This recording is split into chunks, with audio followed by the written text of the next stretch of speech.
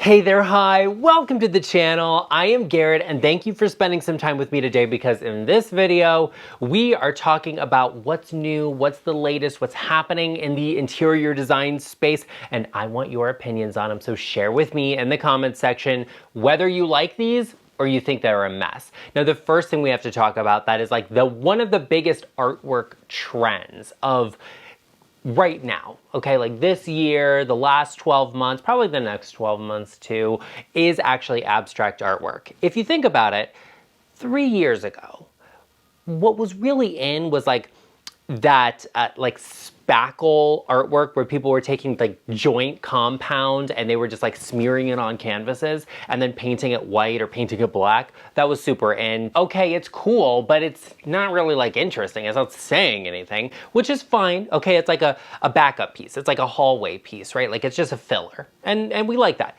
Then probably 2 years ago, last year, it was like the off-white canvas, just like not artwork, a canvas painted in an off-white. Maybe it's got, you know, like a couple of tones, some gradient, like that was super into. Right now it's all about abstract art because we're getting into color when it comes to interior design in people's homes, which I like. It's the abstract art that people are leaning towards because there's variation in the tones there. There's sometimes a little bit of color, sometimes it's all just neutrals, and it's easy to tie into spaces. So I think abstract art is cool. I prefer more like surrealistic, impressionistic, but abstract can be really good in the right place. To me, it does feel like filler art. A lot of artists actually work in abstract, so it's super accessible. You can find it at a lot of retail stores if it's a piece you're looking just to tie in color schemes together. So I think that's pretty good about it. It is something we see a lot. It's something that's not going anywhere because we're gonna see even more of it. It feels modern. I like it when you mix abstract art, maybe you put it in an antique frame or you juxtapose really traditional pieces of furniture with it to bring that modern air and atmosphere into a space. I think that's really cool and it makes this artwork stand out and it makes it more interesting in my opinion. I wanna know what you think of it. Is it something you would do? Is it something you have? Or is it something you're just like, yeah, no, I see it everywhere and I don't love it? Share with me down below. Now, another thing, moment, style that is taking off, is happening right now, is probably the biggest interior design style of right now, is new colonial. New colonial is like a modernized take on more traditional architecture, and it's not always colonial. Sometimes it's a Georgian, sometimes it's cottage, but it's basically like a new take on it and modernizing these spaces, but keeping all of that trim and detail work we see. And this is very popular because a lot of houses were built in like the late 90s, early 2000s that are in that colonial style. It's one of the most popular architectural styles in the world, like especially in the US right now, like probably in the last 50 years, okay? So a lot of homes in this style that people are buying and they are renovating, they're updating, and they're doing things with, and I actually really like it. You know that I love a traditional design detail. I like modern artwork and modern upholstered furniture, but I like some things that have some detail and some character to them. So when I see that in a space, I really like it. And I think it makes the space feel timeless and classic, warm, comfortable, inviting, but grand and with beautiful scale. This is a style that a lot of people are doing because it is accessible to them and they do not have to go in and like gut everything out of a house to completely change the style and make it contemporary or modern in a space that it really doesn't belong in, because you all know how I feel. I hate when you see a house and it's like one thing on the outside and something totally different on the inside. It just feels weird to me. So this new colonial style, a modern take on something traditional, is really interesting and I personally like it. Now, a big difference between that older style colonial and new colonial is going to be color schemes, is going to be overall atmosphere and use of spaces. Like, you know, formal spaces don't appeal to a lot of younger people because they don't need them. It may be that we take and convert these into areas we'll actually use. And I think that's okay too. Like, hey, for me, I want a formal living room and a formal dining room, okay, because I just am that person.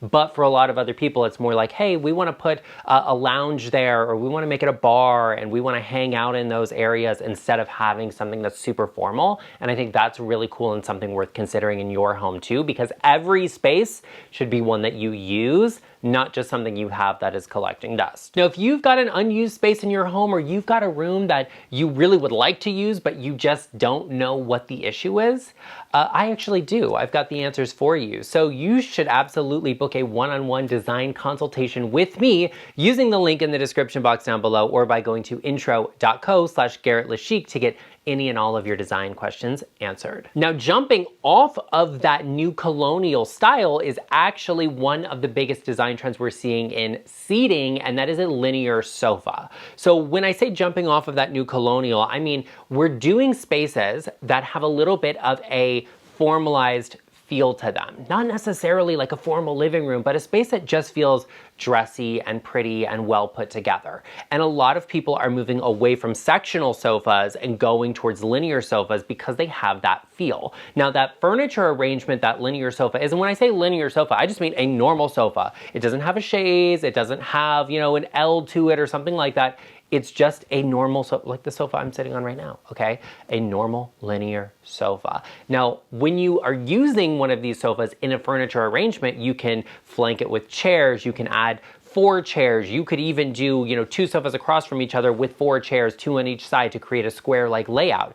These are things that are possible with that linear sofa. Any furniture arrangement you choose to do with this style of sofa is going to feel slightly more traditional, slightly more formal, even if you're not using the space in that way. And that's why it's become so much more popular right now, and that's what's happening in interior design, because people are liking to have that reference point in a lot of their homes and spaces to get them that new colonial feeling, whether they realize it or not. That slightly more elevated and formalized feel is just taking off right now. So it's not to say that having a sectional is bad or dated or whatever, like literally no. If you have it, keep it, work with it, make it fit your space, and elevate it in some way, but it doesn't mean it's bad or you have to get rid of it because it's not dated, it's just not the most popular thing, and there's a difference there. It's all about quality and details for me. So if you have a really good quality sectional, go for it, do it, love that, but let's add in some of the details that'll get you to that slightly more formalized look. Have an accent chair or two, have a round coffee table, and let's do styling with pillows, draping with a throw blanket. These are all things you can incorporate into a space to get that slightly more formalized feel. Even like a sofa table behind a sectional, love that with like lamps on it. Stunning. It'll get you that look without you having to replace a piece of furniture that doesn't need to be replaced. Something else that's very popular right now that I'm seeing are interesting architectural features. And when I say this, I mean, you know, corner fireplaces, I mean niches and recesses, I mean vaulted ceilings. These are very popular right now because of a whole bunch of reasons. Number one, people are looking for spaces that are more architecturally interesting, just in general. Okay, people don't always want to be in a space that's just perfectly square and symmetrical. Like, it gets tired after a little while, and sometimes you want something different. And it could even be like a double height living room. Like, that's an interesting architectural feature too, right? So these are things that people are looking for in homes. And I'm seeing a lot of content creators and influencers lean towards this style of home that have these details in them because it just feels different, unique. It makes them stand out from the crowd, and it's a space that is more intriguing and more not necessarily inviting, but just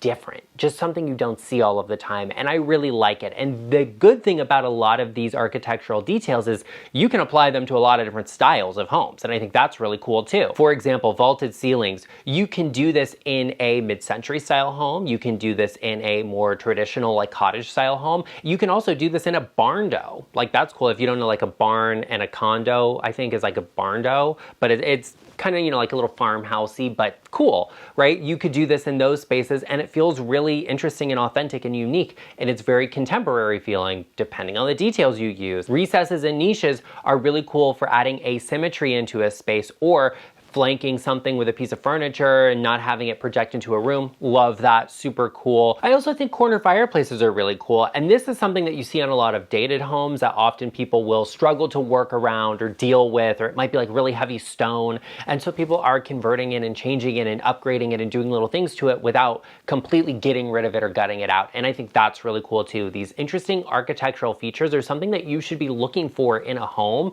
and cherishing. Like, for example, you know, if your home has slanted ceilings on the second floor in the bedrooms, right?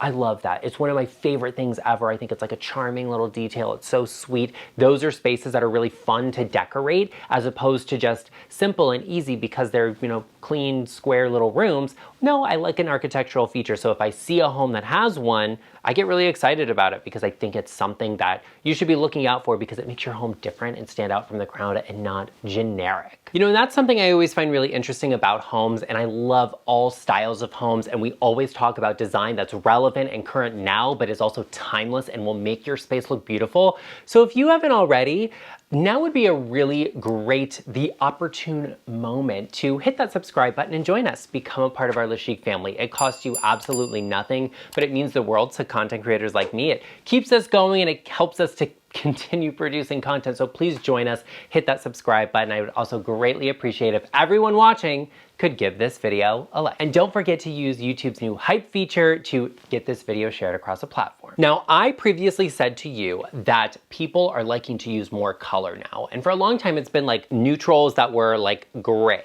like off gray, white and gray, warm gray. Okay, it was like fine. And then it moved into beige and it was like, you know, I always say like, oh, bowl of oatmeal vibes or like loaf of bread vibes. Yeah, it was like beige and cream and everything, and that's fine. Right now, people are loving moody neutrals, and when they get into color, it's these really moody and darker tones. As an interior designer, I love color. I'm not afraid of it because I'm a talented genius and I know how to work with it, but that's beside the point. I love bright and vibrant color, right? Like, I think your space is going to reflect the mood you have in it, so I want to be energetic and positive and uplifted, so I like spaces that are bright and have some good color. A lot of other people are hesitant when it comes to color, and so they're leaning towards really moody, darker tones that are more neutral. So something like olive green, something like a burgundy, something that's going to be more like a light, soft, pretty blue. Those are really good colors to use into your space, especially if you're looking to transition into them for a number of reasons. One is they're super neutral and usable, and they're not specifically seasonal, right? You can decorate around them for different seasons. People are also really liking this kind of like mustardy color where it's this kind of like golden umber hue that's really pretty and a nice color to bring in. Butter yellow is very on trend. I'm not a fan of butter yellow. I think it's gonna be kind of a little bit dated quickly. Like if you want to do that fashion wise, go for it. Get like a butter yellow top, but don't paint your whole house butter yellow, beside the point. I like color, and people are using moody or neutral tones. That's just what's happening in color right now. And it is exciting for me to see people that were like completely anti-color. Oh, everything has to be beige. I'm looking for the perfect beige, everything, using colors right now. And I think it's interesting. What a lot of my clients are liking are really deep neutrals, and then we can layer in a little bit more color to have fun with it, but they like to tie it back to something. So that's where that abstract artwork comes in. A lot of my clients are really liking beautiful stones right now. Like they're not looking for a marble countertop that's, you know, like a white and gray. They're looking for something that's more of that Calicut viola, those sorts of things that they can pull some tones out of. And I like that too. It's really fun for me to work on those spaces. Now, something that has really resonated with a lot of my subscribers and a lot of people in general right now are noble materials. And this is a big thing that's happening in design right now that I'm very happy about. Noble materials are what they look like. So it's not a synthetic version of something, it's the real deal. And I think it's really good because there's a lot of synthetics, there's a lot of fake materials, and we don't know the long-term effects of a lot of that. So people are just like, hey, you know what? We know what wood is, we know what stone is, we know what cotton is, like we know what these things are, and those are materials that are really safe to bring into our homes because they're not gonna have big effects on you long-term. And I really am happy about that. And I try to incorporate as much of that as possible into my home, especially in areas like my kitchen, right? Like I'm all about wooden cooking utensils. Linked in my Amazon storefront in the description box down below. But when it comes to accessories and decor, I'm liking things that are genuine, that are legit, that are authentic. I like stone, I like wood, I like glass, I like metal, like real metal, I like silver, even if it's stainless steel, that's fine. Like, you know, chrome, all of these things are good because it's just metal. Like I don't want fake painted looking brass. I want real brass. So these are things I'm looking to bring into my home in an interesting way. And a lot of times you can find these that are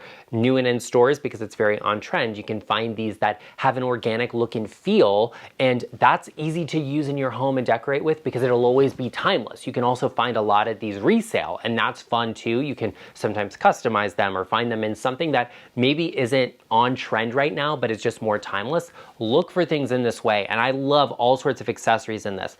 Cotton-filled pillows, that's great. That's an easy, noble material to use, but you can also use things like a wooden decorative box, a marble tray. You know, all of these things are authentic materials, and that's what's really important to bring into your home. Now, something that you have all seen on social media, I know I have, and it's a really big thing happening in this design space and world right now, are DIYs. DIY's everything because honestly, how do I say this? Like sometimes you just have to do it yourself to make your budget go further. And that's just what it is right now. So I see people DIY stuff all the time, whether it's DIYing their floors or painting or, you know, upgrades to their houses, all sorts of DIYs, and people are taking it to the next level. I'm following a lot of people that are like DIYing kitchens and built-ins and cabinetry and fireplaces and all sorts of stuff right now. And I'm not saying that's for everyone to do or that everybody can do it or should be doing it. Like sometimes you're physically just not capable of doing it. Sometimes you just don't know how that works and you don't want it.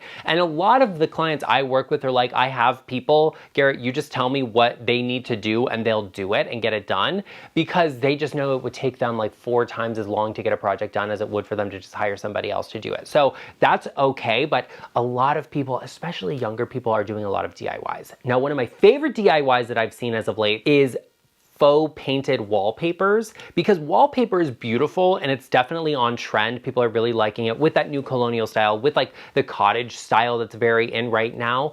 People like wallpaper, but it's super expensive and it's like super inaccessible. And a lot of people have textured walls in their home and that's harder to use wallpaper on. So they're painting it and they may paint it in stripes or they may paint it in, you know, a graphic print, something geometric. They may use stamps or stencils to do it. That's a really cool DIY that I like that a lot of people could do. It's pretty accessible. It just requires, you know, paint and maybe, you know, taping or a stencil of some sort, you know, to do that. And it's interesting. And people are always looking to upgrade their skills in DIY so that they can get a lot for the budget they have to do it on. And I think that's really cool. And I love seeing what comes out of this kind of thing, this popular idea right now, DIYing. 10 out of 10. I love it. But like I said, not for everybody. Now that we talked a little bit about what's in, what's popular, what's happening, what's cool, let's talk about some other things that used to be dated, but now they're back on trend. Be sure you check out this video right over here, and I will see you over there.